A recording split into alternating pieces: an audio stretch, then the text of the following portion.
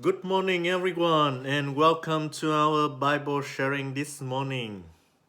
May God bless you and keep you. And thank you so much for tuning in this morning. Today, for a change, I would like to share with you, instead of the daily reading, the book that I read or I am reading this day. A Dangerous Grace Daily Readings by Charles Colson. In this book, there's a beautiful story about Rhett Butler and Scarlett O'Hara. Probably you all remember them in the famous novel and also the famous movie Gone with the Wind. Rhett Butler was a handsome gentleman and at times cunning and clever man. And Scarlett O'Hara is a beautiful lady, but at times very scary in terms of her character. Scary, because she can be very dangerous at times. But what will be the next move? Because we all want to know what happened to them. Because the movie ends in a kind of suspense. We don't know what happened to them after that. We don't know whether they would meet each other again or how things unfolding in their lives. So today I read for you that part of their lives. The sequels, probably we can call it.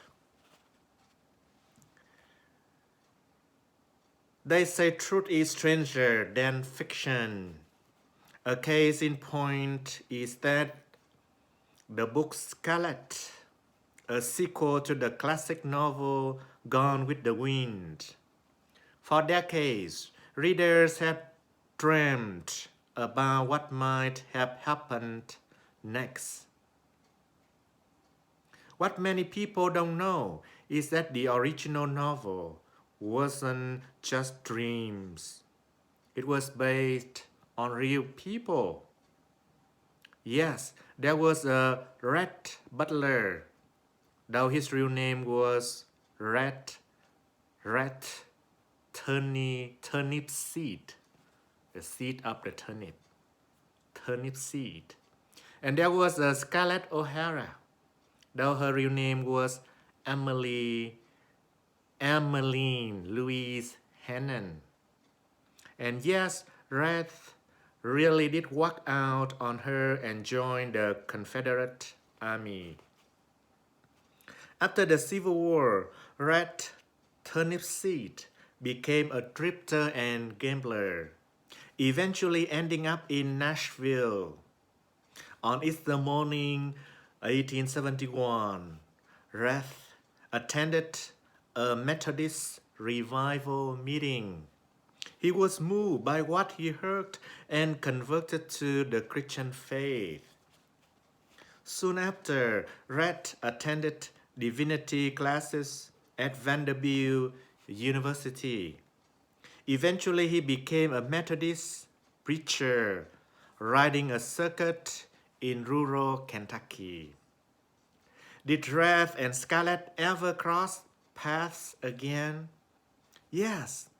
The turnip seeds tell the following story.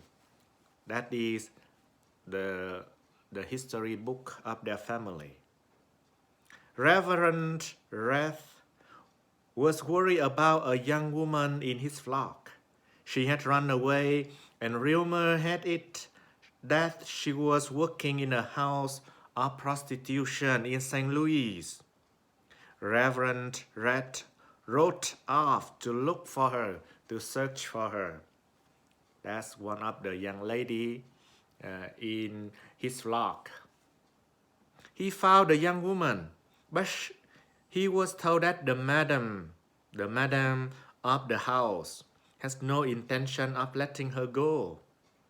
Asking to speak with the madam, Rhett discovered that she was none other than his former love, Scarlett. No, at that time, excuse me, Emmeline Louise Helen. That is the real name. Reverend Rhett challenged the madam to a game of cards. If he won, the young girl he had come to fetch would be free to leave. And win he did, with a royal straight flush, an ace, king, queen, jack, and 10 of spades. Amazing. The story ends well for all concerned. The younger married well. After her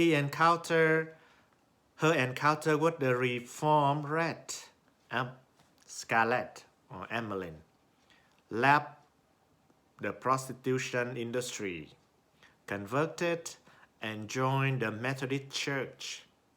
Eventually, she opened an orphanage for Cherokee children. She died in 1903, and her grave is marked to this day. The true sequel of Scarlett and Rhett is more astonishing than any fictional account could be. It's a story of God moving in the lives and hearts of a man who was a drifter and a gambler and a woman who lived off the proceeds of prostitution. If God can save the lives of these, surely He can work to save people in our world today. What a beautiful story. And what a beautiful happy ending. Even better than the novel and the movie itself. Which brings us to the two Bible quotation that's really suitable with the story today. Luke chapter 5, verse 32. I have not come to call the righteous, but sinner to repentance. And Romans chapter 8, 28. And we know that in all things, God works for the good of those who love Him. For the good of those who love Him. And who have been called according to His purpose. And with that, I wish